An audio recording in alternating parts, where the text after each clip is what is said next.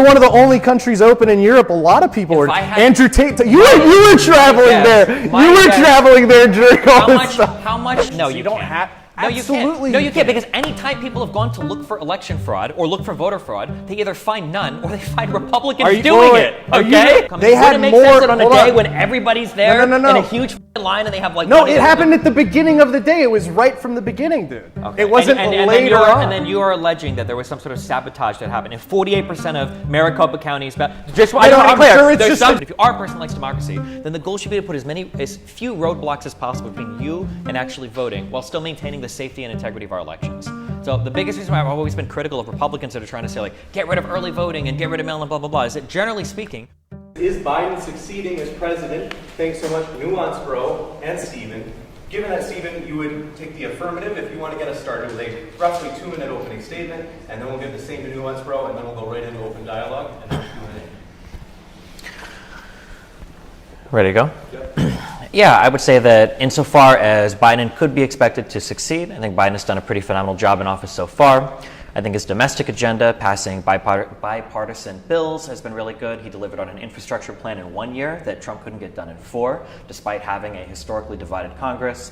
I think that his foreign policy has gone pretty well so far. The Afghanistan pullout was rough, but he got it done. I think that our presence in getting NATO to support and reaffirm Ukraine and the support that we've given Ukraine has been a phenomenal job on his part as well.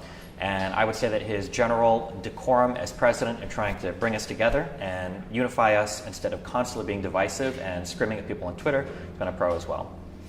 Yeah. All right. As far as how Biden's doing, succeeding, I think you just look around us, you see inflation's right around 8%. You see deficits are still well over $1 trillion. The national debt's over $31 trillion. We see turmoil internationally in Ukraine in particular, which we didn't have under Trump.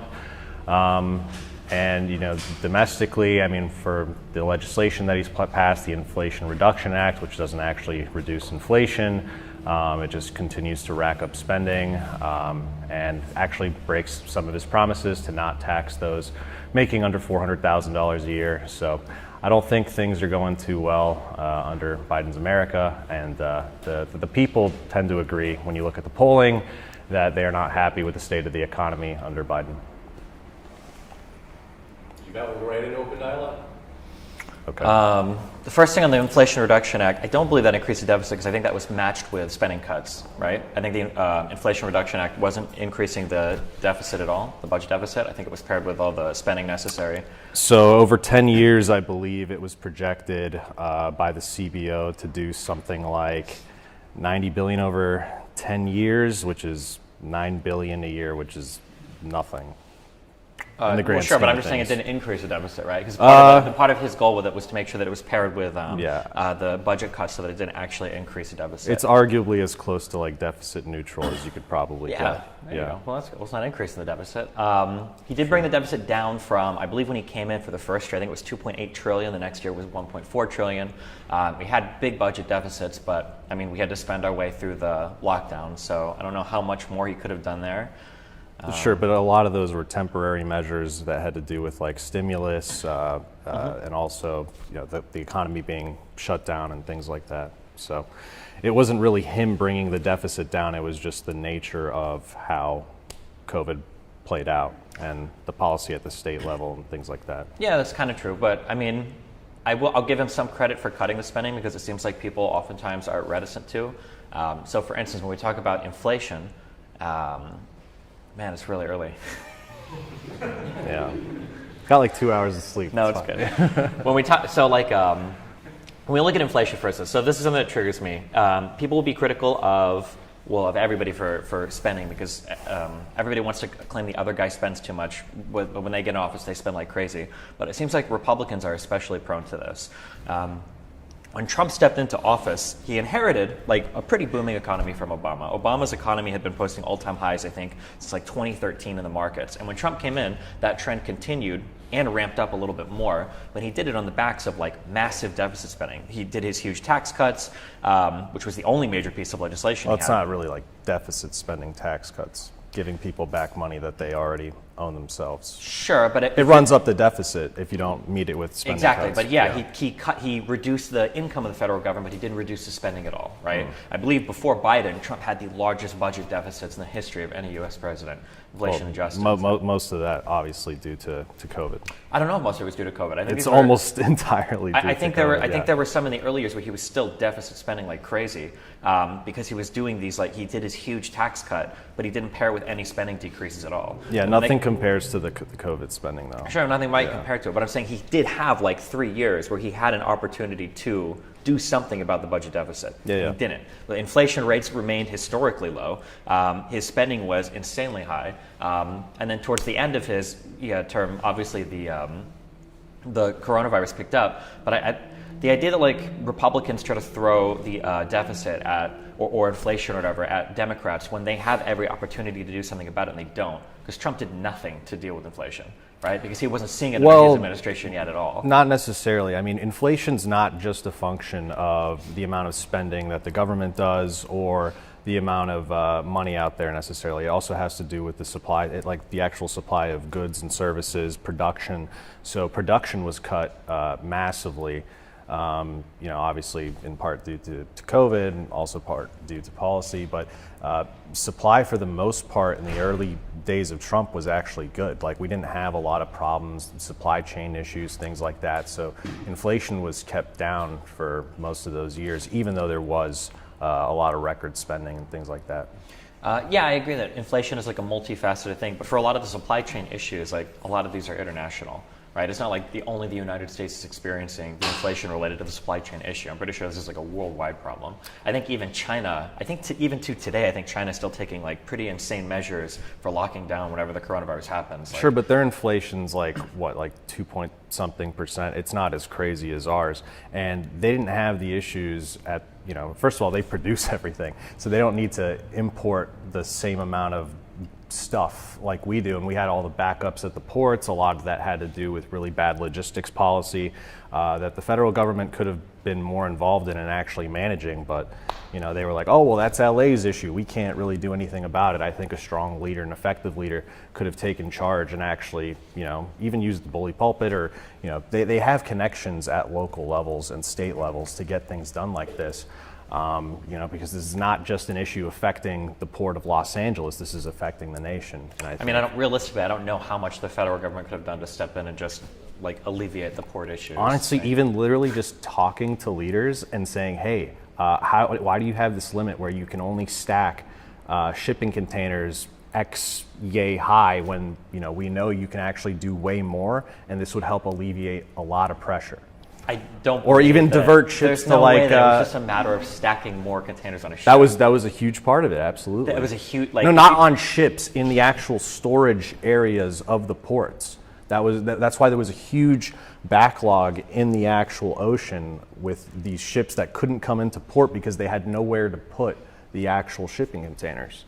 So I'm curious, what percentage of all of the backups you think was contributed to by not being able to just stack boxes high enough? There's no way that it was it's hard to actually put a number on something like that, but that was a huge issue initially, and then they actually did roll back that rule, and then there was train logistics, there was trucking logistics involved as well, and then they also had to divert some of it to the port of Long Beach and other ports throughout the United States, but yeah, there was a lot of issues that the federal government could have absolutely, and the Biden administration in particular, could have gotten a lot more involved in when it came to logistics, and they just weren't in the earlier days. Yeah, especially from a Democrat leadership, I feel like the Democrats are more likely than not to get involved at the federal level if they have the ability to. The idea that it was just a simple aspect of them saying hey, I need you to logistics better. I don't know if I'm buying that one. I do know that when it came to logistics congestions and everything, one of the big issues was, especially during the coronavirus pandemic, you had this huge transfer of people from spending to services to spending almost exclusively on products, because things like restaurants were shut down, people weren't traveling as much to go out to eat.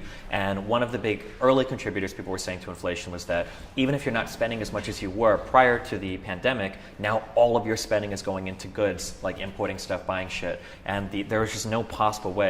I don't think a speech or a tweet by Biden could have magically fixed all of the logistics hangups that we're having in relation to the unprecedented amount of goods we were shipping into and throughout the United States. Yeah, it was also hours worked. There was like certain rules, I think, set by the union or something that worked there as far as how many hours they could work and how many people could work on a certain shift, operating the cranes and things like that. So that was another contributing factor. What do you think of Biden breaking his promise not to raise taxes on people making under $400,000? I think he still reiterated that promise for not doing it under, it was $450K, I think, right? Something like that, yeah. Wait, has he yet? Well, has he what? Has he raised taxes on them? Under the Inflation Reduction Act, yeah. How did the Inflation Reduction Act raise taxes? So if you look at the JCT, right? It's either JCT or JTC. I can't remember. It's basically like the tax version of the CBO, nonpartisan, supposedly nonpartisan governmental group, and they determined that the Inflation Reduction Act actually raised taxes on those making $450,000 on the revenue side, basically saying that it disproportionately affects those on the bottom side, like people making under $450,000. Disproportionately affects how though? Like so it's not just a matter of tax rates, because obviously tax rates weren't physically raised, but when you're raising revenue, that money comes from somewhere in the economy, and they're saying, based on their analysis through the various measures of revenue raising throughout the Inflation Reduction Act, that it disproportionately affects people making under 450 or whatever the number is. Yeah, I guess it would depend on, I guess, where you're getting that money from, but I mean, like almost anything. So I know a lot of the Inflation Reduction Act had to do with stuff related to energy. Almost anything related to energy that you're increasing or getting more revenue from is probably going to disproportionately impact lower spenders because it's a bigger portion of it's always going to be a bigger portion. Yeah, if you're like a millionaire, you don't spend $100,000 a year on heating or whatever, right? It's always going to be a bigger proportion of a poor person's income. But in terms of I don't know if I would say it's a violation of a promise that through like an Inflation Reduction Act, some costs of energy end up going up, and that ends up translating to a tax on people earning less than $450,000 a year. Well, if it's part of the revenue raising, and that revenue raising disproportionately affects people making under that amount, and that's where the money's coming from, is that not breaking a promise? I mean, that's what the Joint Committee on Taxation says. No, I don't think I would consider that. Like, let's say, for instance, so for the CHIPS Act, where we're starting to do like local manufacturing, we're getting big investments in local manufacturing and chips or whatever. If we were to place like a tariff or something, or if we were to place some sort of like sanction on a country that imports goods and services to the United States, if poor people bought those services more than wealthy people, would I say that that's effectively a tax on poor people? Well, it depends. Is this like I mean, tariffs are for the government to raise money. It just seems strange that like a tariff or like an increase in the price. No. If you're doing a tariff and it's on a good or service that these people, it's a disproportionate part of their income. Like tariffs are a tax, and if that tax is disproportionately affecting the poor, like that's a tax. Absolutely.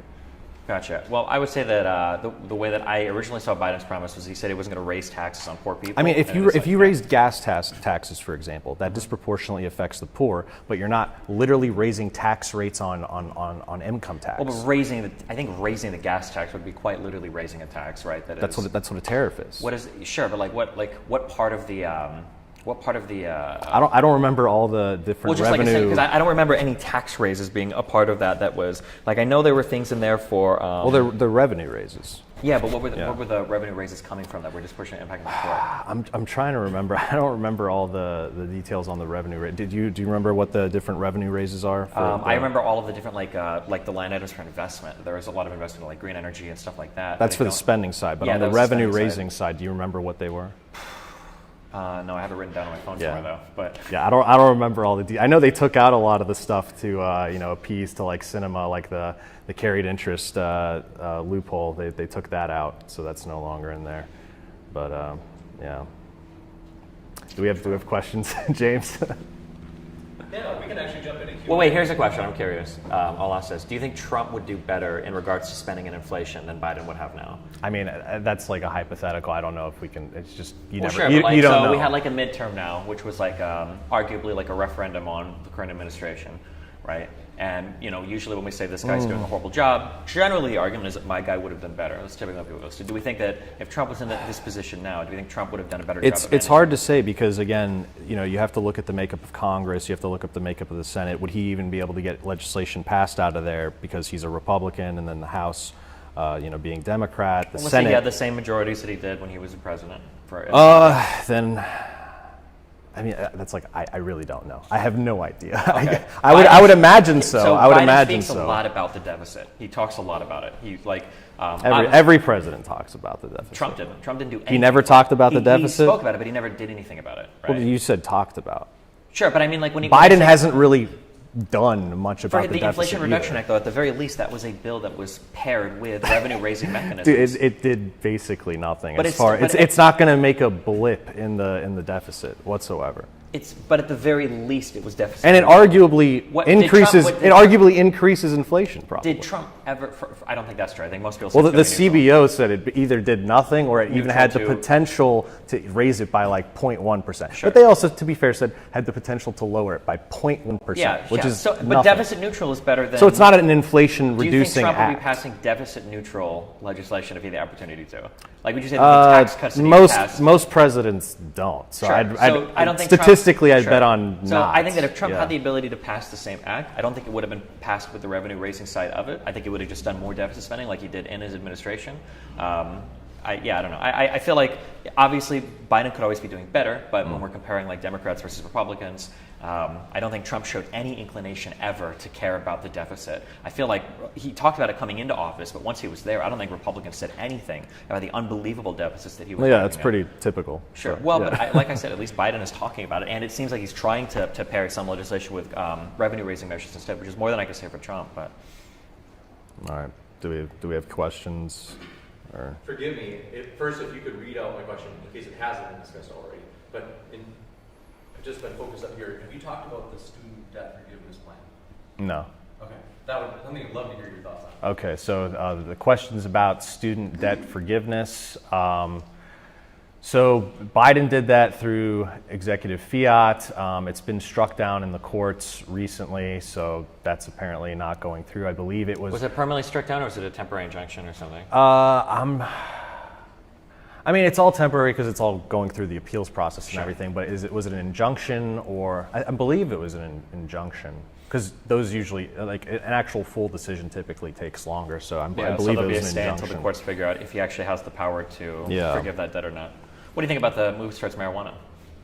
Are we just going to ignore the question? Are we not going to talk Well, about? we're talking about executive. Oh, okay, yeah, go ahead. Yeah, I mean, like I guess we would have to talk about like so the original plan like $10,000. I think there's like an extra $10,000 for people who meet like certain parameters. I think it's or- 10,000 for most, and I think it's another 10 if you had a Pell Grant. Yeah. So, I mean, I don't think what he did was constitutional through executive fiat. I don't think it's good policy. What are your thoughts, Stephen? It definitely doesn't help inflation, right? Probably doesn't help inflation. I don't think that's the only issue that matters in the United States. But I agree. I'm personally against student debt forgiveness because fuck college students because they're going to earn a lot of money anyway. No offense to you guys, but I think in terms of like trying to do what he can as president, it seemed like it was a pretty popular move. At the very least, he was doing like a limit on the amount of aid given. And he was like restricting to certain income brackets, which I am a fan of if you're going to do it. I don't like the idea of doing like student loan forgiveness for people that are like doctors or for people in incredibly high earning families. So I like that he tried to restrict it to a certain income limit, and I like that he tried to give a little bit back more to people that had Pell Grants. So student loans and stuff are something that a lot of presidents have talked about, but nobody's done anything. But You're generally against it, and we agree it doesn't reduce inflation. And it's not good. It's generally not good at every at, single policy through the lens. Of It's like, generally not good policy. Economically, personally, I would say probably not. I don't think I'm a big fan of it. But in terms of like winning popular support and everything, it seems like student loan debt forgiveness is things that a lot of people clamor for. So, You wanted to talk about marijuana or something? Oh yeah. Do you think that the executive actions and then the new approach to marijuana that he's pushing for? Do you think that's a good thing or a bad thing? Oh, I liked it. Yeah, Okay, that was pretty cool. good. Better than I was Trump, not a. Well, I would have. Trump I didn't do wished. anything. I wish Trump would have done something like Sure. that. But what are your thoughts on his gun control actions? I'm not a big fan of gun control generally, but yeah. I mean, but what about the legislation that he passed? Which one are we? The one that actually made it through the House and the Senate that even some Republicans voted for. Which do you remember what the particulars were of it?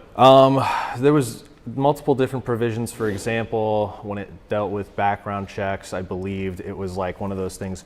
You know how they have the 3-day rule? Like if you don't if they don't have an answer coming back within the 3 days, then the background check just goes, it clears.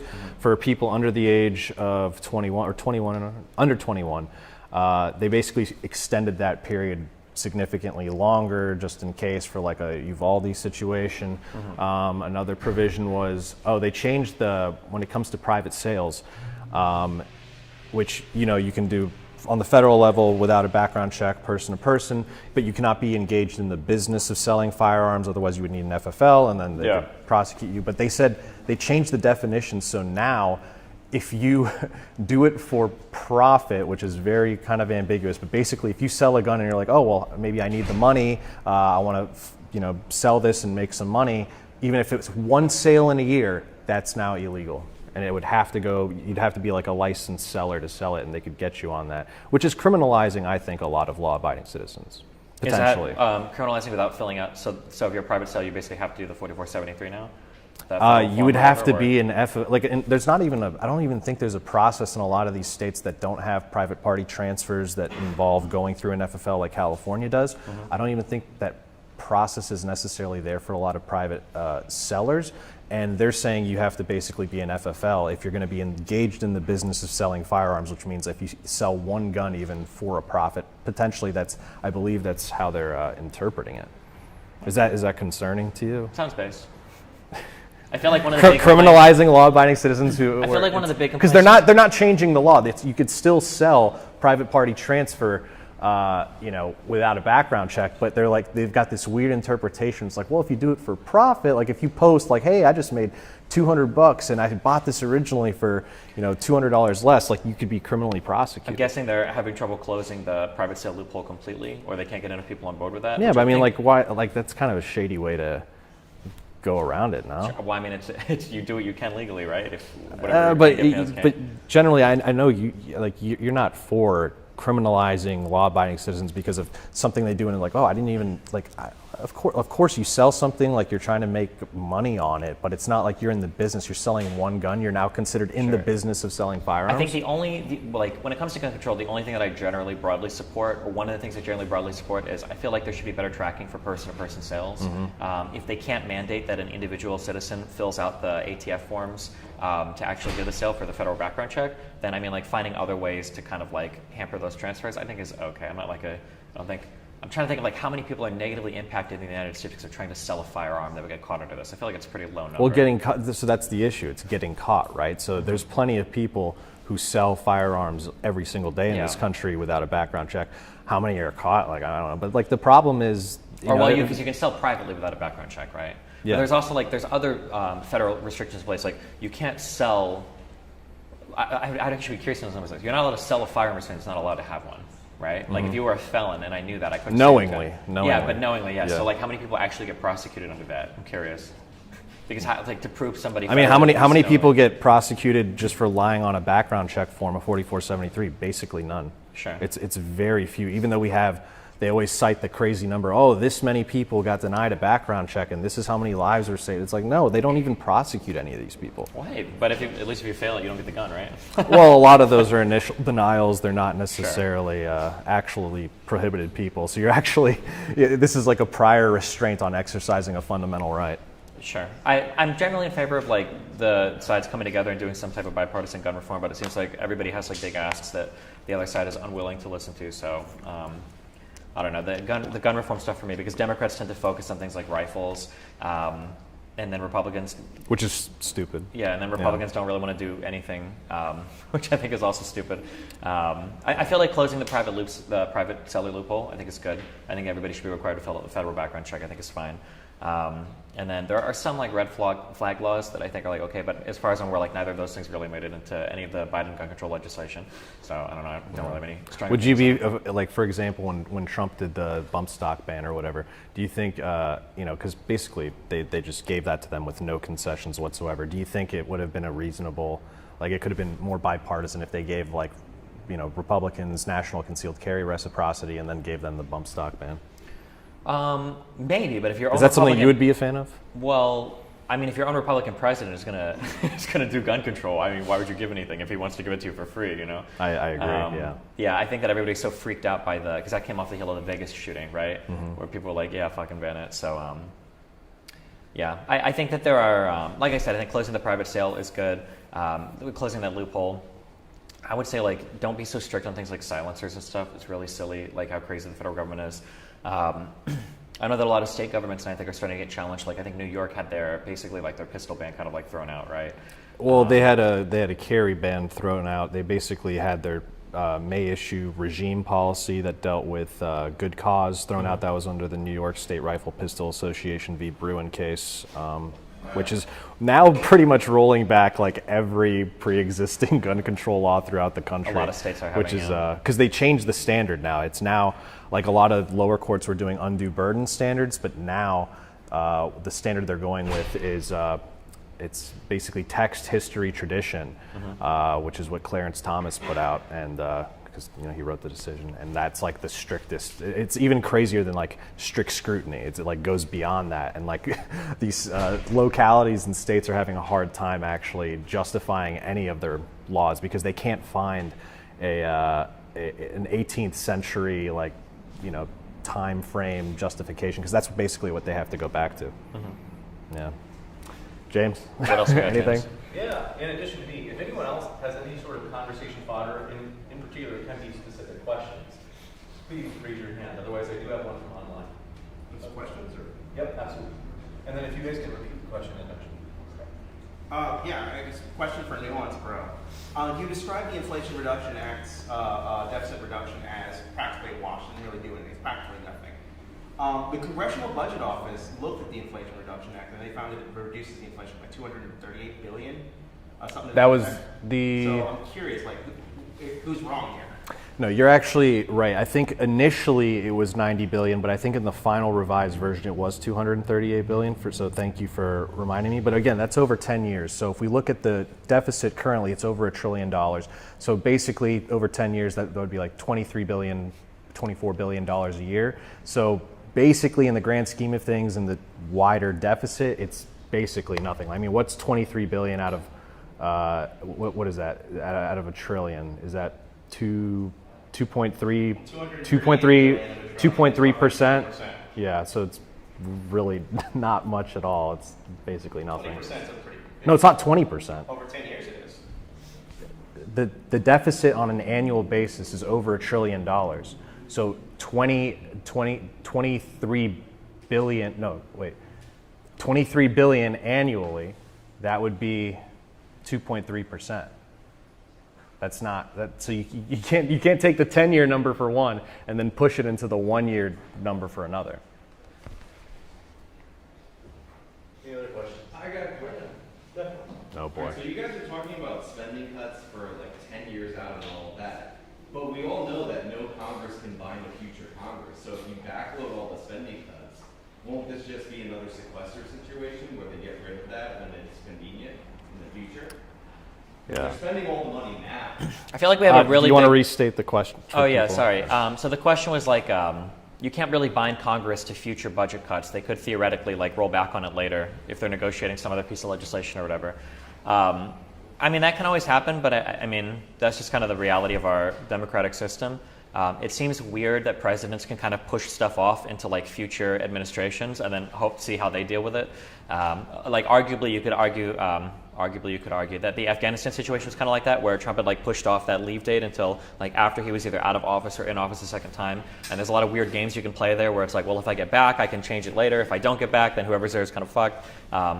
Yeah, I don't really know what the counteract, like how you deal with stuff like that in our democratic system. I'm not sure, especially as we become like more willing to fight over every single fucking thing, whether it's like a Defense of Marriage Act or whether it's like against like the raising the debt ceiling or whatever. Yeah, I don't know what the answer to that is. I mean, budgets are almost always passed, like everything budget-wise is passed on like a 10-year time schedule. I think that's good in the sense of, stability, giving people a sense of like, okay, this is what budgets are going to be like. I think doing everything year to year it leads to a lot of problems. But I agree. I mean, we've seen this before with like the sequester situation, where they're like, okay, well, let's cut this, and then we'll give more for the military and this and that. So it's just that's the nature of Congress. Like, what are you going to do? Yeah, Sean. I guess. That's the nature of Congress. dumbass. Making the spending cuts, so that's why I was like, if they never materialize, why they really cut? Yeah. Any other questions? Yeah. So this is for so not like 2 million people lost insurance under Trump due to his cuts to the ACA. Meanwhile, Biden gained, due to Biden, 14 million more people gained insurance. So I guess my question is, why is it good for more people being uninsured? I couldn't quite hear it. So basically, his question is: under Trump, 2 million people lost ACA coverage, whereas under Biden, I guess 14 million gained it. So why is it good to be uninsured? A bit of a biased question. I'm not as familiar with some of the ACA stuff that Trump and Biden, like all that stuff. I'm not as familiar. I'm not as familiar, to be honest. So. Any other questions? So like every president has a different set of like circumstances when they come into office, like coronavirus, inflation, or even going further back. What are some metrics that you can kind of take, like absent those environmental factors, if any, that you can kind of judge like a president like Biden versus Trump versus Obama versus Bush? Like, what are some of those metrics that you can kind of just take as is? So the question was, presidents inherit situations. How can you really tell, what metrics would you use to determine how an individual president is doing absent the circumstances that they found themselves in, whether it's inheriting a good economy, bad economy, war situation? It's a tough one. I mean, most Americans, I think they just kind of look at the circumstances around them and say, oh, well, things bad. This person's president, therefore this person responsible for bad situation. I guess you can maybe try to look at similarly situated countries and see how they're handling things. So if they started out in a relatively similar position, and how did their country handle something? Did they do better? Did they do worse? How did we respond? I think that's one way to look at it. You can even look on like a state-by-state level to see like what kind of policies and maybe similar environments affected things differently. You could put, I guess, like DeSantis in Florida versus, Whitmer in Michigan, and see how those things, not to say like those states are completely analogous or whatever, but just, governing styles during similar periods of time, general philosophies of thinking and operating. So I guess those are some answers on that. I feel like we can kind of look at so when I look at how each president dealt with the coronavirus stuff, it felt like Biden was pretty aggressive, and that like in his first 100 days, I think his goal was like 100 million shots, and he'd gotten like 200 million, I think, in his first 100 days in office. I think he used the Defense Production Act in order to assist companies with creating like personal protective equipment. I feel like when it came to dealing with issues like that, Biden moved about as aggressive as he could. I could compare that to Trump being on TV saying like, we only have 6 cases here, it's fine. It's only 13 cases, it's fine. It's only 27 cases. Like, we have like a whole history of him basically like gaslighting all of us, saying that there aren't that many infected people, and it seemed like the getting like personal protective equipment and stuff, that rollout was really, really slow under him, maybe because he was like unwilling to take it as seriously as it was. I mean, if you want to talk metrics wise, the first, basically Trump's last year in office, there was no vaccine effectively. It was in trials, but it was not out there for the general public. Yet you had more, basically the year that Trump was in office, granted there was like a month where there wasn't really, it was kind of there-ish. It was there, but we just didn't fully know about it. But basically there were more deaths under the first year of Biden, even with the vaccine and the vaccine rollout and a lot of people being vaccinated, than there was under Trump and nobody being vaccinated. So, I mean, if you want to look at why do we think those, that was?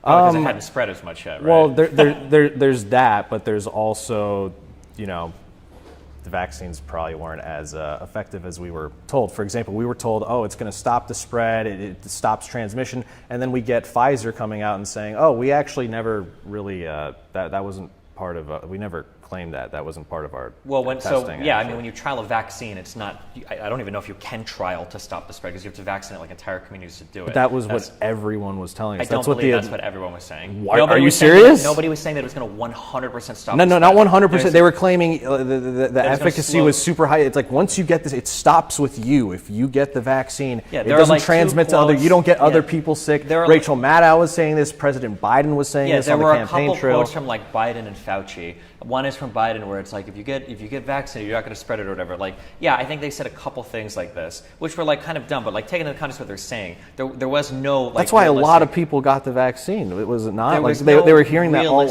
over the place. At some point, we have to stop treating Republicans like actual children. Okay, if you listen What's that have to do with Republicans? If you listen to the totality of what was said, there was no reasonable expectation given that the vaccine was going to 100% stop the transmission. I'm not saying 100%. Okay, well, you're saying that they were saying 100%. Even if you want to take the 95% efficacy or whatever. The efficacy is high for preventing you from getting infected, right? But like that doesn't mean that wasn't even necessarily true either. But it was true. That's why the places that got more vaccinated had less infections. Asymptomatic infection. Sure, you can have an asymptomatic infection, but the people that got vaccinated, when you look state to state, community to community, the communities that got vaccinated had lower mortality rates, lower hospitalization rates. They outperformed the unvaccinated communities in every single metric. Like, it's possible to play like the game, like the Alex Jones or Joe Rogan game, where you like clip like one statement of like, Biden said if you get it, it stops the spread. Therefore, the entire establishment was saying if you all got vaccinated, it's 100% effective, blah, blah, blah. I mean, if you want to play that game, you can. But it's such this is what was being claimed, though, all over the media. It wasn't all over the. It was all over the Republican. It was all over conservative media that was spamming the same two clips of them saying it was going to happen. This is absolutely the case. What are you talking about? You said Fauci yourself said it. Biden said it. They'll make like Rachel one, like you can Maddow cut out like 5 seconds of a statement of like an entire speech on it. It's like if you listen to what they're saying, it's very obvious what they're saying, right? Nobody is saying that it's going to be 100%. I think most of us remember. I think most of us understand. This was one of the major claims about the vaccine. Because you saw the same two clips played over and Everybody over again was saying on Joe this. Rogan and Alex Jones. Did you ever claim this, by the way? That it would 100%. No, not one. Why do you keep doing the 100%? That's such a.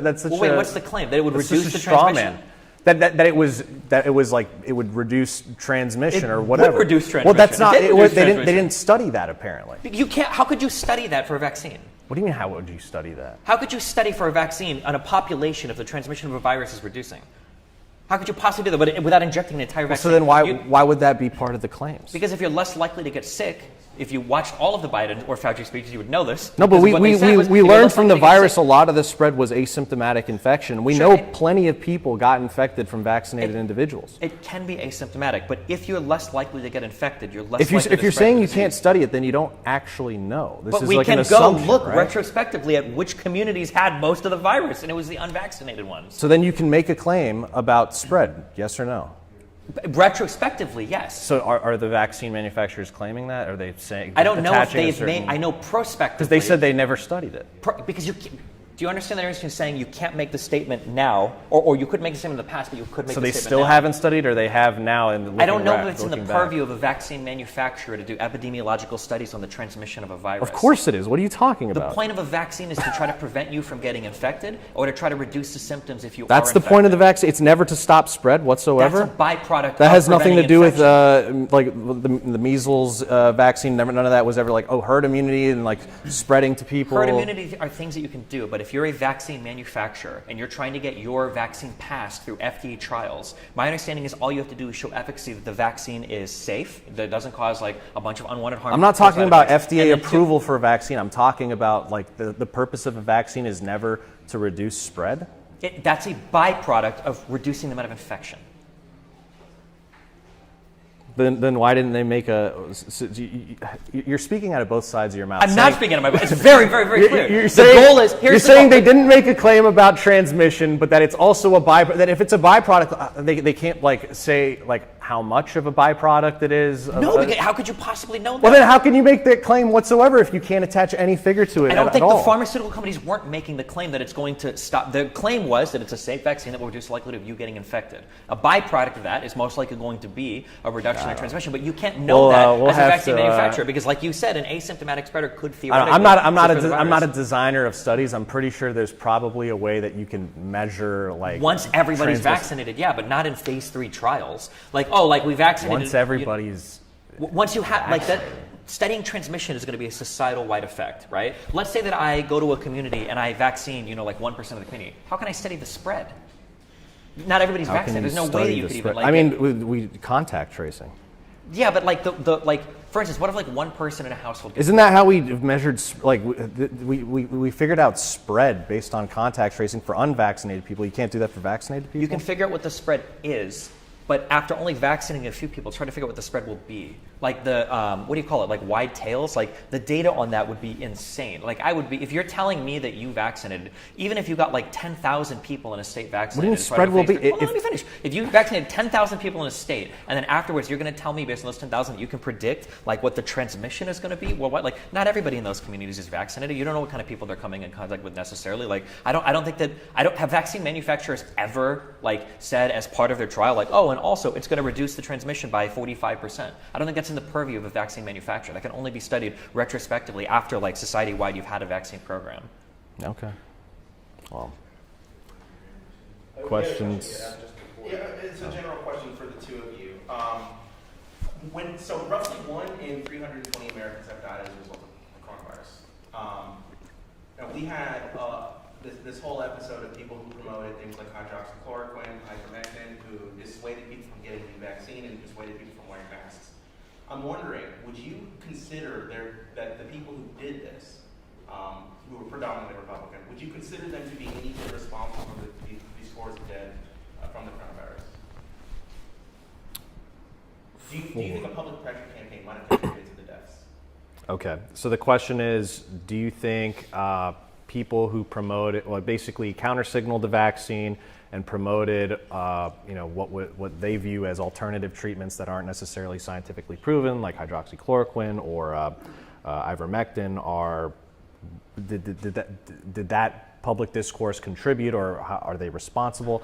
I mean, I suppose, like, did it contribute? Probably, yeah. But I mean, at the same time, like, you have to look at the other side of this as well, like the people who advocated policies that weren't proven when it comes to, stopping spread or making things work. Like, for example, like stopping kids from going to school for so long. I think most people now, looking back, would agree that they did that for way too long. Children were not really at risk at this virus, statistically speaking. Like, it just did not justify the actions that were taken. Lockdowns in general, I mean, you got the Johns Hopkins study that says like it probably like net maybe reduced deaths by like, it was something like 0.1%. It was crazy, but like they basically said lockdowns had no effect and it wasn't worth it, especially looking at the other negative downstream effects that we've been seeing. I mean, like learning loss, economic issues and things like that. We can also look at some of the countries that promoted policies of staying more open. Everybody talks about like Sweden or whatever. If you compare it to its Nordic neighbors, they experienced more deaths. They arguably front-loaded a lot more of those deaths initially, but they had lower outcomes than a lot of other countries, including the United States. I'm pretty sure when it came to death rate, not earlier on, but now. So I think there was a lot of mistakes made. By a lot of people, but I think the most egregious mistakes were the people that kept this locked down for so long. Even the masking policy, which wasn't really proven, especially the types of masks that were recommended initially. I mean, the CDC even came out and said cloth masks, or the statistical significance on actual affecting spread or infection and things like that is basically zero. So a lot of people wearing that stuff for nothing. Just on two fronts. So one, Sweden did underperform every other Scandinavian country with their coronavirus Yeah, so policy. I said the Nordic countries. Yeah, and they also still experienced like a pretty significant output reduction that I think was comparable to other countries as well. So it's not even like they didn't save their economy. I think a lot of people genuinely just stay home when they get sick and whatnot. So it seems like they had a lot of the negative experiences economically and then suffer even more health-wise because of their policy. I mean, they were open more, so I mean, that's always a nice thing if you enjoyed that. But I don't know if I would cite that as being successful. I do think lockdowns are pretty effective. If for no other reason, we can compare Sweden to the other countries, we can compare other countries around the world, and we can look at the studies that have been done in the United States, of which there have been multiple of them done. People like to quote that Johns Hopkins studies, but one, it wasn't a Johns Hopkins study. It was one of the professors that contributed to that study was a professor at Johns Hopkins, but they've had to actually remove that from the study because it's not a Johns Hopkins study. And two, the methodology in that study is insane. The way that they actually measured lockdowns was if there was at least one non-pharmaceutical intervention done. So if your community had like mask mandates, they considered that a lockdown.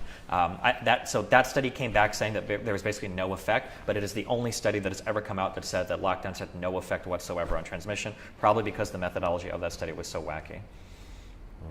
I mean, you could also look at states like Florida versus some of the states, New York and New Jersey. Don't do that. You don't have to do that. I can't. Listen, I haven't New looked York, at the number. one of the most heavily dense places in the world, that was the first one to get massively Yeah, impacted. but I mean, you could say similar things about Florida as far as having a much more elderly population and things like that. But they decided to take this approach of, okay, let's maybe quarantine out elderly people, protect them, but the rest of the population, you can go out, your risk is very low, and then you're actually building up natural immunity as well, which a lot of people were downplaying initially, but a lot of other countries take a lot more seriously. If you got recently infected, for example, a lot of other countries will actually list that on your vaccine passport or whatever version of that they have there and say, hey, this counts, but in America, we don't give a shit about that apparently, even though Fauci says it's actually valid, but we still haven't done anything about that.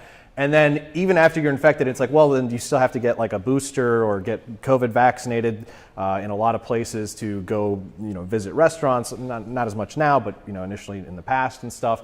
Even to get into the country for a lot of people, they still in America for foreigners have vaccine mandates, even though most other countries have basically. Have vaccine mandates for foreigners? Wait, what do you mean? To come into the country in the United States, you have to show that you're vaccinated. I don't know if that's true. I can't. Yeah. It might be. But yeah, I will say that when people, everybody always does this when they say, how well did the mandates work? And then the first thing that comes out of their mouth is New York. Like, I can't wait to say New York because it was the first place where everybody traveled to that was fucking sick, where everything started spreading. And like the initial numbers, it must be only 100 people infected when it was probably in the tens of thousands, if not more, right? If you want to compare New York to another state, why not just compare New York to New York? And see what did the infections look like? They looked like this, and then as soon as they started doing really aggressive lockdown measures, they looked like this. But dude, it looks like that everywhere, regardless of measures. It always spikes and then comes down. That's when you do how the measures, yeah. No, when you don't do even anything. That's not true when you don't do anything. What goes up comes down. Like it happens like that everywhere. But happened like that in Sweden too. Like it happens like that everywhere. Yeah, but it doesn't just go like this. The rate, it goes up and then it comes down. You don't think again? You don't believe in natural immunity that doesn't do anything? Of course it does something. Okay, so of course, after you get a certain amount of people, especially super spreader, hyper spreader types, what do they call it? It comes down. Right? Smooth the hump. Smooth the hump. What do they say?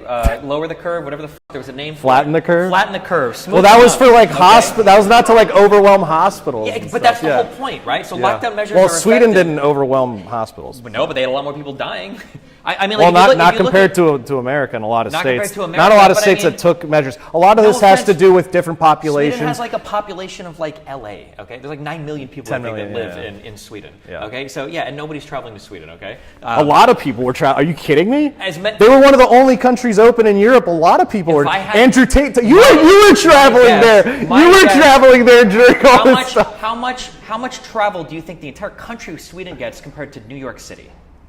During coronavirus? Sure, during coronavirus. I'd imagine Sweden probably got more people during that time. Than New York City? Yeah. It's one of the biggest travel. Did you look at the streets of New York? They were dead. They were empty for a decent chunk of time. That was not the case in Sweden. The lockdowns in New York didn't happen until after the virus is already there. You can look at. Oh, we're not talking before all this stuff. But that's the frustrating part is because whenever you throw New York in people's faces, you are bringing up before because all of the spread had happened before anybody even knew what the fuck was going on. That's when Trump was on Twitter and in the press saying we only have 16 confirmed cases, we're fine. When tens of thousands of people were probably getting affected in New York, and then afterwards when shit finally starts going down, we're let's see who's doing good. Well, New York, they fucking suck. That's a blue state. Looks like lockdowns didn't work. When as soon as they started implementing the numbers plummeted, and not because of natural immunity, not because they would have any. So here's a question. Do you think that when you see how aggressively some places, we say Australia, we say New York, started doing lockdowns and you saw the numbers come down, do you think they would have went down in any comparable way if they would have done nothing? I mean, you saw that in you saw that basically in Sweden. They had a spike too, and it came down. So you think that it would have basically taken the same trajectory with the spike probably would have come. I mean, it probably would have been prolonged by a bit longer, but probably not anything. Okay, I crazy. submit that it would have been significantly worse without the aggressive lockdown measures, but I guess we'll never know. You know, it's not like we can look at other countries that did significant lockdowns like Australia, New Zealand, and had very little, if any, issues with the coronavirus, but. Well, they had a lot of issues with the policy associated with policy, it. but they didn't have people I mean, dying. putting people in concentration camps basically over there. I heard that. It was concentration camps literally, and yeah. Well, listen, it's not the same as like Auschwitz, but it's still like it's not kangaroo It's in a democracy, a free Western nation. Okay, but now we're shifting the conversation. I agree. That's probably not ideal. I agree that having freedom and being able to run around and stuff was cool, right? That was cool in Sweden. That every other place in the world you felt like that's why you went contagion. there. Yeah, partially, I did. It was cool walking around the streets. But you can't. This is like, it's the frustrating conversation. I like guns too, okay? I enjoy guns, I like shooting, but I recognize that by making them legal in the United States, some crazy motherfuckers out there are more likely to kill themselves just by having them in the home. Some people are gonna have their kids kill themselves just because they find the firearm. And, you know, some people are gonna get into violent issues using firearms just because they have them. Just having the firearm, like, predisposes you towards that. Like, if you wanna have the benefits of one thing, you have to be willing to acknowledge the downsides. I personally like the way that Sweden dealt with their stuff. I don't know if we could have handled it in our medical infrastructure the same in the United States, but I'm not gonna say that Sweden did it at no cost. And it seems like you're willing to recognize that, yeah, they had some cost compared to every other Scandinavian country, but they had more freedom too. But then if you look at places like Australia, they paid. Well, hold on. It seems like you agree that, like, again, you said you liked the model that happened there. It seems like you might agree that the cost on the other side of doing like the extreme lockdowns and things like that is actually worse. That's why you prefer the model that they did.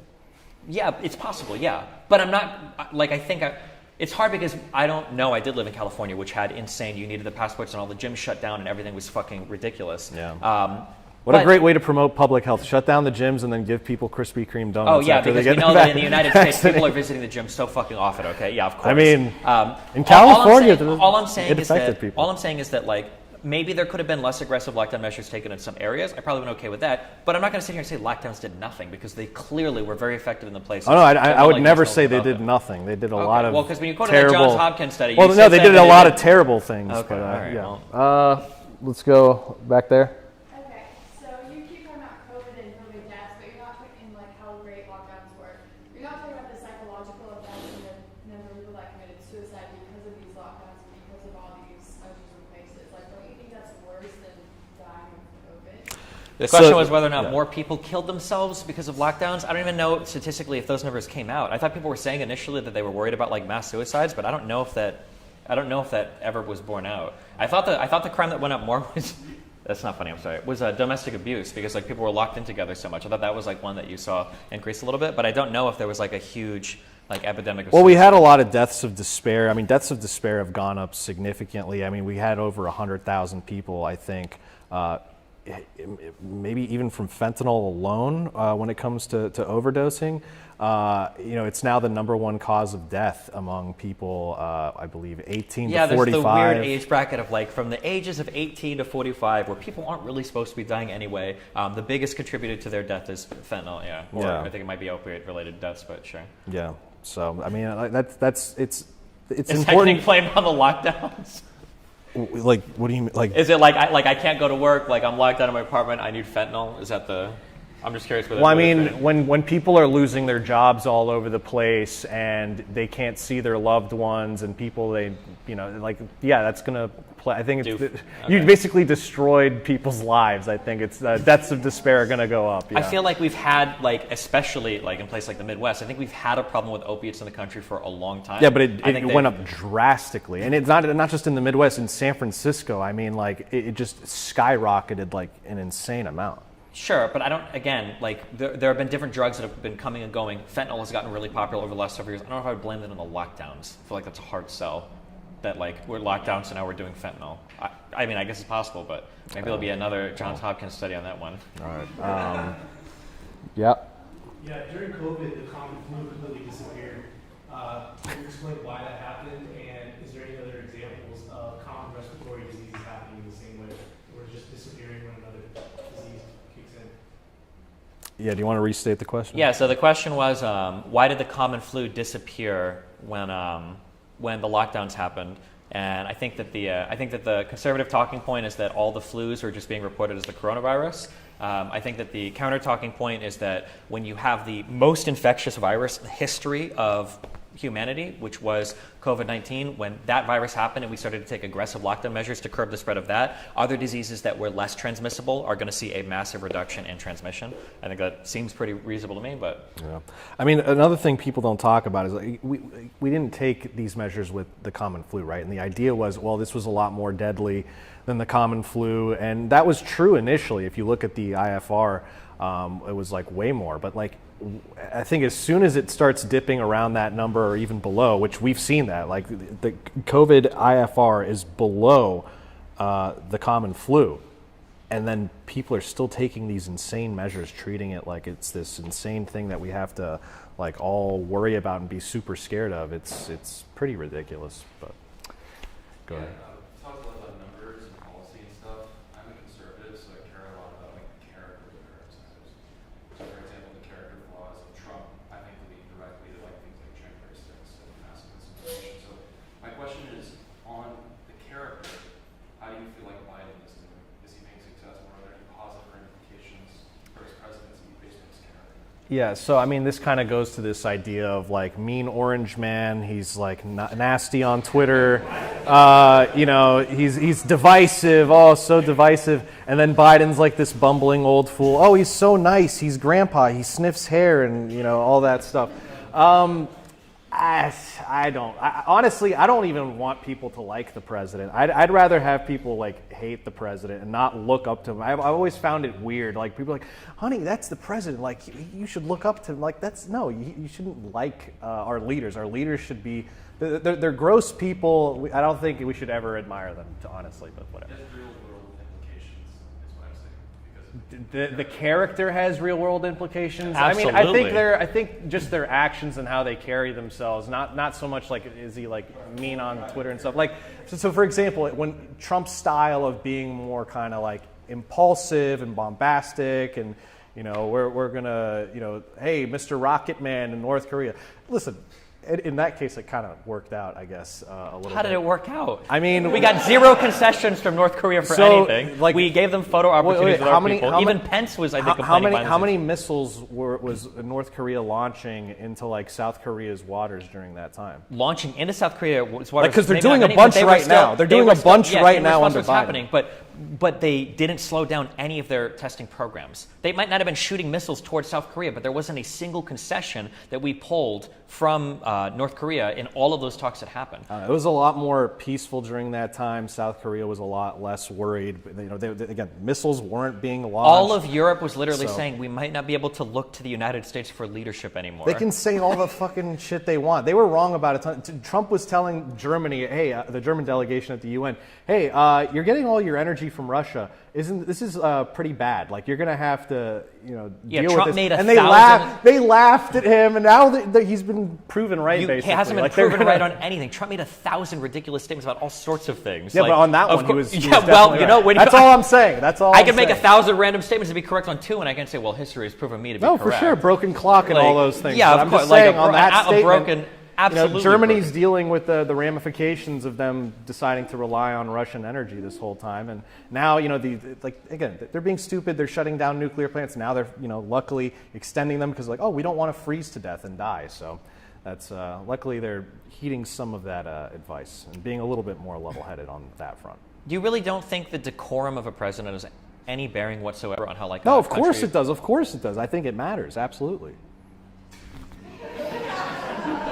Okay, I thought it's okay. I'm sorry. That sounds like I the just think exact opposite of what you just spent 5 minutes saying. I think people exaggerate and put too much emphasis on I don't like the mean tweets. That's what a lot of people who won't vote for Trump is honestly a lot of it. I'm not saying all of it. I'm not saying any of the people in this room, but there's a lot of people who I've heard them say, and it's reflected in the polling that they don't like. He's just a mean man, and he says not nice things. And I'm I think that's kind of stupid. How is that stupid? Part of the goal of being the leader of a country is that you're supposed to be leading all sides towards one common goal. When you're literally using your position, you can do that by being mean. No, not by absolutely. No. What was you'll say? Listen. No, hold on. You no. can say all You'll you want say about. I guarantee you. Let me finish my point. you can take all these like nasty dictators throughout history who were mean and brutal, but I mean, were they not leading their people towards one common goal? I think you could say they were, but it doesn't necessarily mean it's a good one. It's still a common goal, but I don't, I'm just saying.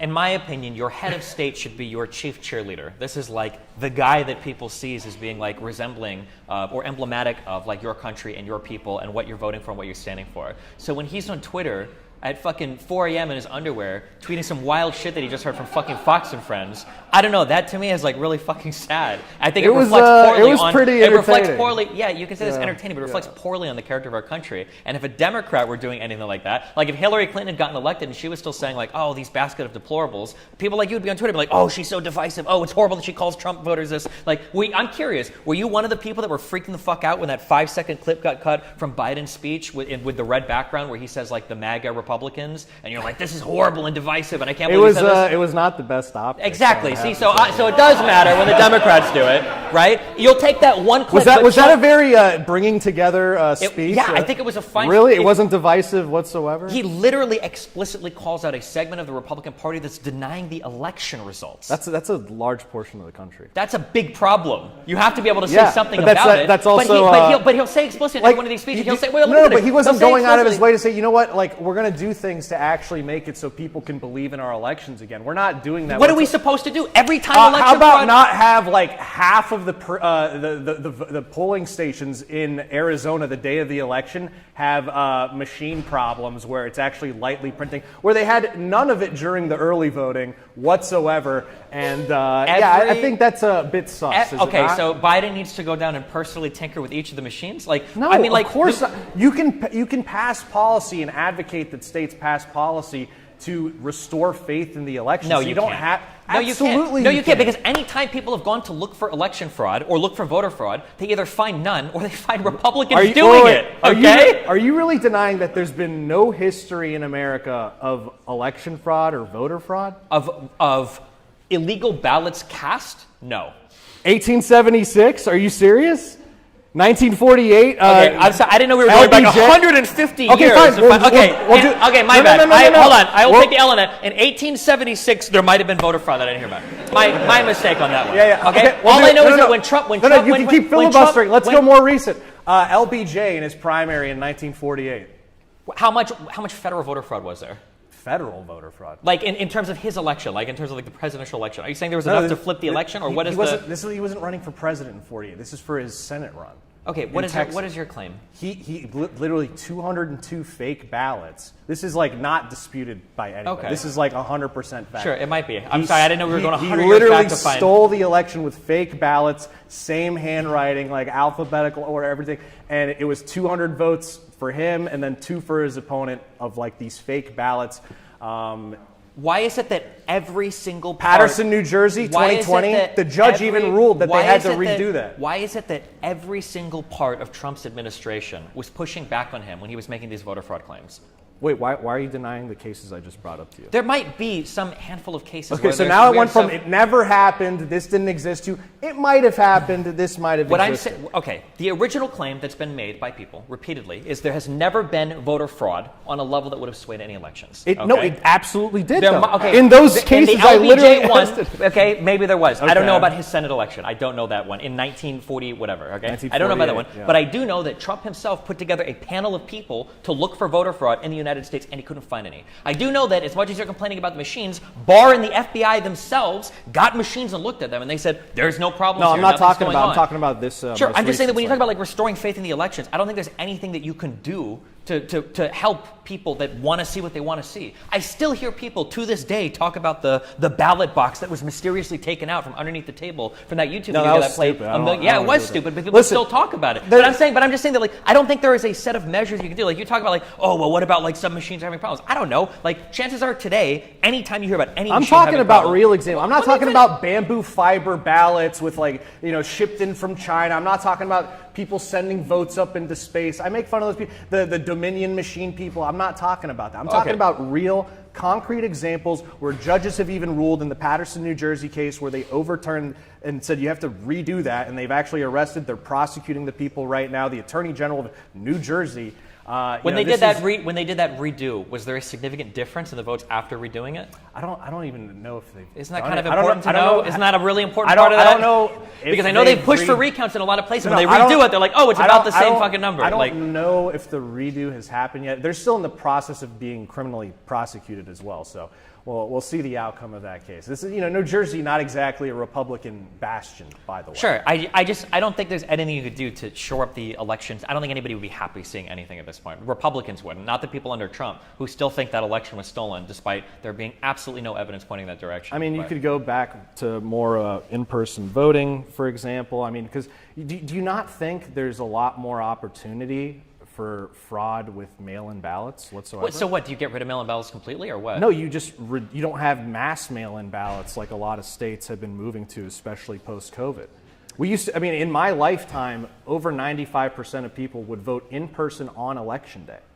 In my lifetime. Like, that was the norm, typically. It's only in recent years where it's really dipped down below 50%. I feel like you have to show a problem to get rid of it. I like mail-in voting. That was nice. It was nice getting the thing. The Patterson, New Jersey case, I believe, was actually done with mail-in ballots. Sure, but we don't even know right now if the results were actually different. I don't know. I don't remember if they claimed the results would be different. I think they actually might have, but I don't know. Hi. Do you think that in the year of our Lord 2022, that most Republicans don't trust the elections because some machines in Arizona broke down and made it take a little bit longer for people to cast their votes? Do you think that's a compelling reason for so many Republicans to just reject the entire election integrity that we have? So the question was, do I think the reason people deny elections is because of basically what happened in Arizona, or is it because of, I guess, a lot of the other reasons that they're typically citing? I disagree with a lot of the other reasons they're typically citing. Again, like I was saying. You brought up that one, though. That's why you. Which one? What was that? You brought up that one. That's why. He said you brought up that one. That's why I used it. No, I mean, that's why I have I have issues. I'm talking about me. There are a lot of Republicans who actually agree with what I'm saying on those things, but some of them take it further with like the bamboo fiber ballots and some of like, who's the Kraken lady, who's saying all the crazy stuff, or Sidney Powell. That was it feels a little bit like the BLM fallacy a little bit, where like if you ask a lot of progressive people how many unarmed black men do you think are shot and killed by the police every year, their answer is going to be like 10,000, maybe 1,000, maybe 10,000, right? And the answer is like 17 or something, or like 30. Less. It's a very, very, very, very, very low number. But like you can tell when you ask a person a question like, okay, well, if you think that like 10,000 black unarmed men are being killed every year, that's pretty insane. Like, I can understand why you think that. But then when you go on the Republican side, like, what is the expectation that no machine will break down in the entire country, that no delay will ever happen in the entire country, that no because 48% of the election day ballot places in Maricopa County having these issues where it was not present during early voting, anywhere else in the county. It wasn't present. It just happens to be on the day that Republican, and again, I disagree. Hold on, let me make my point. It didn't happen during early voting. It just happened to be on the day where people vote like 80-20 Republican. And again, I disagree with Republicans who kept telling me, oh, I'm going to wait till election day because that's how they can reduce the problem. Like, no, vote early. If it's available to you, vote early. Do whatever you got to do it. But don't wait till election day, because if they're going to sabotage, they're going to do it on election day. Hold on. And I was proven right. Oh my that's God. Exactly you were what proven happened. right. There was sabotage. You think that was just happenstance? 48% on election day, zero problems during early voting in Maricopa County? Here's what I'm going to do. Come on, dude. First of all, after this conversation, I'm going to Google 48% voting machine in Maricopa County, and I'm probably going to find that it's not that number. Of the election day I'm probably going to find that it wasn't that number. No, I'm probably it going to find absolutely that in one place they ran out of paper, and that got tallied into that. It wasn't Number running one. out of paper. Okay. It was Number light printing ink that then couldn't be read by the Number two, by the tabulator. even if what you're saying is true, wouldn't it make more sense for it to happen on election day than during early voting? Where in early voting, you've got people that are staggering in when you don't have as many people coming in. Wouldn't it make sense that on a day when everybody's there in a huge in line and they have like... No, it happened at the beginning of the day. It was right from the beginning, dude. Okay. It wasn't later on. And then you are alleging that there was some sort of sabotage that happened. And 48% of Maricopa counties... Just, I don't I'm clear. sure it's There's just a giant coincidence. It just happened on the ones that were open on election with day. the Democrats to destroy all of these No, I'm ballot sure box Katie stations. Hobbs, the person who's in charge of running the elections, who just happened to be running for governor at the same time and narrowly won over Carrie Lake. I'm sure that was just all a giant And I'm sure coincidence. Dinesh D'Souza is going to have a documentary watching her running from every place, No, 2000 rigging the ink machines. 2000 Mules was horseshit. I was criticizing it right from the beginning. I don't like the Souza docs, so that's not me. Back there. Have either of you read the Antrim County forensic audit on the Dominion machine? You dismissed the Dominion machine thing, but have you read the forensic audit of the machine? That was in... This is some case, the questions about some county I've never heard of and a forensic That's audit. your fault then, right? Yeah, I mean, do you know about this particular one? Is this the one that was done by the company that doesn't exist anymore? No. Then... You're talking about the Maricopa County audit. Yeah, that's what I was thinking of, yeah. It's not Cyber Ninjas, no. Okay, no, I'm not... Why don't you inform us? Tell us. Well, look into it. It's Antrim County. They did an audit of the Dominion machines and said that it was switching votes. Like, it's a forensic audit. You can read the report. But you won't just dismiss it. I'm not dismissing it, I just haven't heard it. I've heard of the Maricopa County audit one, but I haven't heard Whenever I've looked into a lot of the Dominion machine claims, they just don't add up. You haven't read the forensic report. That's I feel like if there was a report that said that the machine was actually switching votes, I've seen the I feel like... switching vote claim. They call it like black magic or something. I don't. Whenever I've looked into it, it just hasn't been. Here's the thing with the Dominion machines. Typically, my understanding is most of them have paper backups. So when they print it out, you see. Are you talking about the machine itself on the printout is switching the vote, or it's in the tabulation system? It sends more to education than it should, and then people that do the education do it wrong. What? Like, they lie about what it said.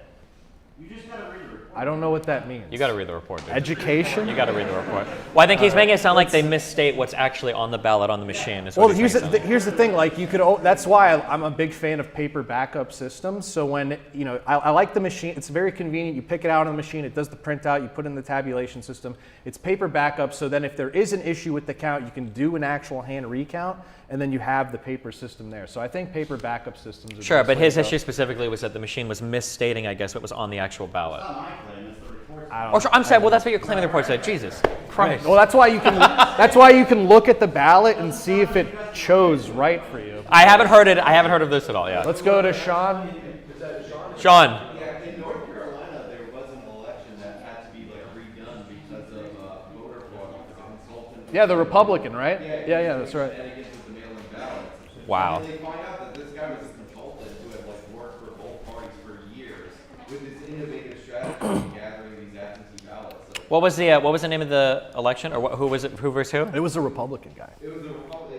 For this race, it was a Republican who hired this guy. Who did Yeah, but I'm saying, was this a state election, like It for was a North Carolina, I believe it was a congressional race. the congressional race? Okay, I'll check it out after. And they did have to redo it. So, like, do you think that makes it more vulnerable? I mean, listen, this is decently well known among people who actually conduct elections. Like, people talk about ballot harvesting all the time, right?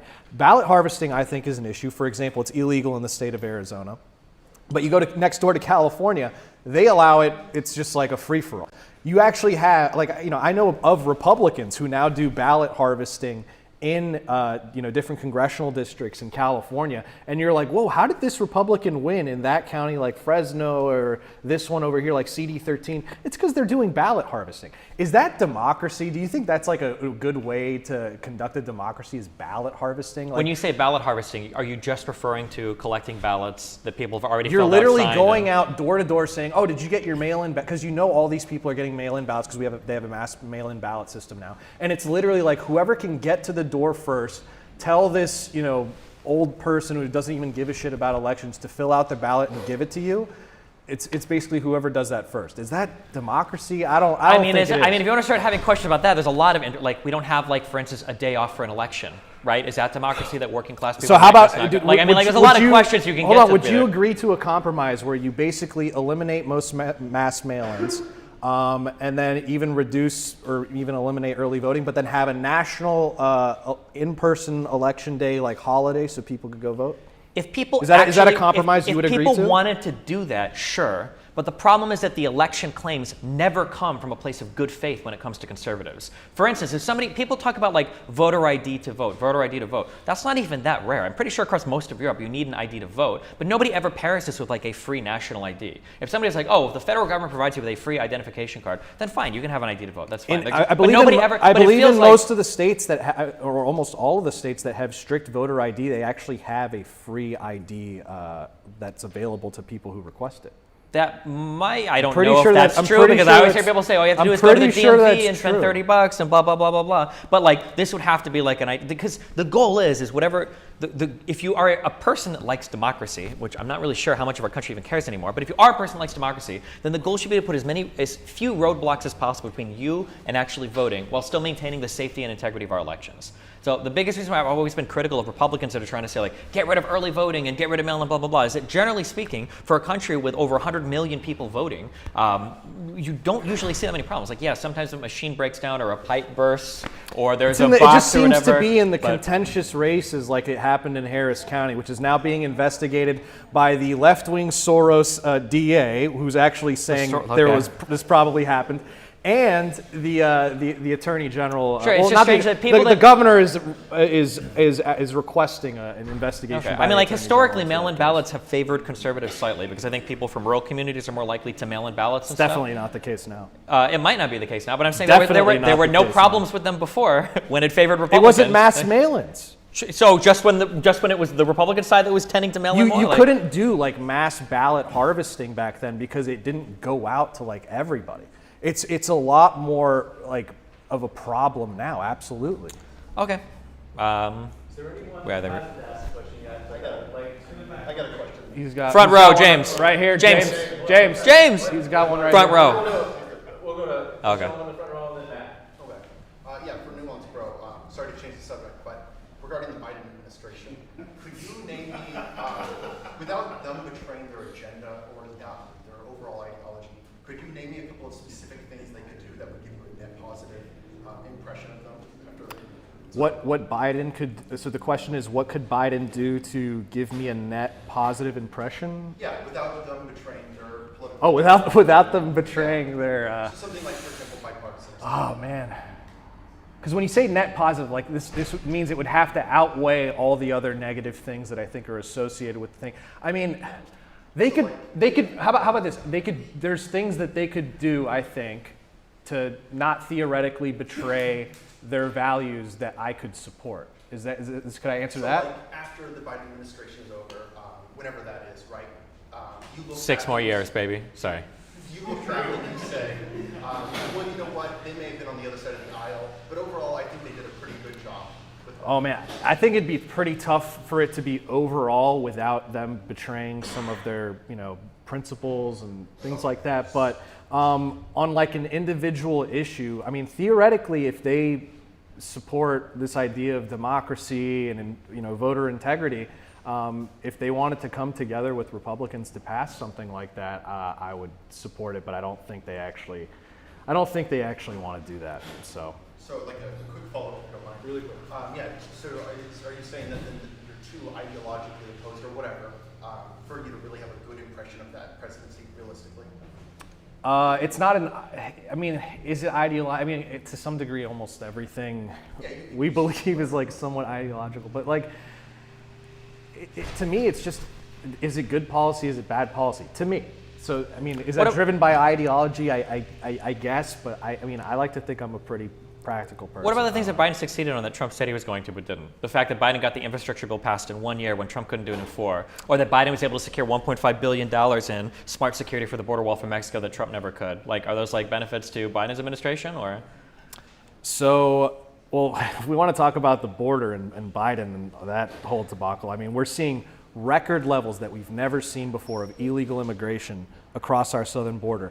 We're seeing. You notice how you didn't answer the question? Well, no, because it's like it didn't do anything. It's like Trump actually, achieved results when it came to illegal immigration across the southwest border, but we're not like it's just drastically. It's like it's horrible what's happening under Biden, and they're not doing anything. He puts Kamala Harris in charge of the border. She visited like one time and is like, has she actually done anything on that? Like, Okay, so reiterating the question, the fact that Biden was able to secure a $1.5 billion investment from Mexico into smart security on the border that Trump wasn't able to do, and the fact that Biden was able to pass an infrastructure bill in 1 year with bipartisan support that Trump wasn't able to do in 4, are those things you're like, oh, okay, I'll give Biden a little bit of props for that. At least he did something there. he's not.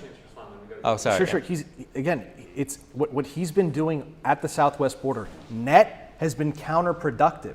Getting rid of the Remain in Mexico policy, only to first of all, judges smacked that down, then they allowed it, but then now he's reinstituting that basically, but with Venezuelan migrants. So he's basically conceding that was actually an effective policy under Trump. I mean, he got rid of a lot of the Trump policies, like the 3-country agreement between Guatemala, Honduras, and El Salvador, I believe. And the immigrants who are coming across the border, whenever you ask them, if you look at the reporting of Bill Malugin, Jorge Ventura, Julio Rosas, like, they all have the impression, oh, the border's wide open, Biden wants us to come here. And I mean, I can't fault them for actually believing that. So I haven't gotten my check from Soros this month, so I can speculate a little about Democrats for a change. Considering this is supposed to be about, has Biden been successful, and we talked a lot about a lack of confidence in the election. What would Biden need to do to be considered successful in restoring confidence to the U.S. election? What would Biden need to do to restore confidence in the election for Nuance Bro? That's the question. Yeah. I mean, usually these things are handled at the state level, but I could see, if Biden, it was an issue he really cared about, like working with state leaders, or even, announcing publicly, like, hey, these are the types of measures we should take, like voter ID. I think that's a basic thing that actually the vast majority of Americans actually agree on when you look at the polling. I think reducing mail-in ballots, just because it's just a way. There's so many opportunities for mail-in ballots to actually the person who's not actually, the name attached to the ballot, it could be someone else voting, like you could never know, whereas it's a lot harder to do that with in-person voting. So basically reducing mail-in ballots as much as possible, and that's some pretty good stuff. What's some other ones? Trying to think. It's just not at the top of my mind as far as the different types of policies, but those are like 2 good ones, I think, to start with. We're going to do a quick 2-minute read, just basically a 2-minute summary of each of you. If you could choose the candidate for your party for the 2024 presidential election, who would you choose and why? Stephen, you feel comfortable? We'll let you go first, and then we'll kick it over to Nuance. Well, I mean, my answer is easy. I think that the incumbent advantage is huge. I don't think Biden should leave. I think Biden did really good during the midterms, and as long as his presidency continues to trend in this direction, I would say he's probably going to be okay. But obviously, anything can happen in 2 years, so who knows? But so, I mean, I would obviously say Biden should run again. You wouldn't want to throw away that advantage. I'm conflicted because here's the thing. There's a lot of unknowns with like different candidates. So for example, let's say you say Trump, right? You look at some of his first term performance. I wasn't a big fan of a lot of things that were happening under that, especially with some of his administration picks. They started getting a little bit better towards the end of his administration, but I look at some of the people waiting in the wings for his administration, like the AFPI folks. I'm not a big fan of that, so I have my concerns there. But you look at Ron DeSantis, if he's an effective governor of Florida, but when it comes to foreign policy and some of the staffing of his administration on the federal, when he's actually in federal office, I worry that he might put some of like the more traditional neocon types into office. So I don't know. I'm conflicted on. I'm like a wait and see person. I kind of wait more towards the last minute and see how things are playing out. Like, how's the economy doing? What's voter sentiment? And I want to see the debates play out. I want to see these candidates get questions. So I can't really answer the question. Just to be sure that everybody gets a chance to go to the restroom, I want to wrap this one up. Thank you guys very much. It's been Cool. a true pleasure.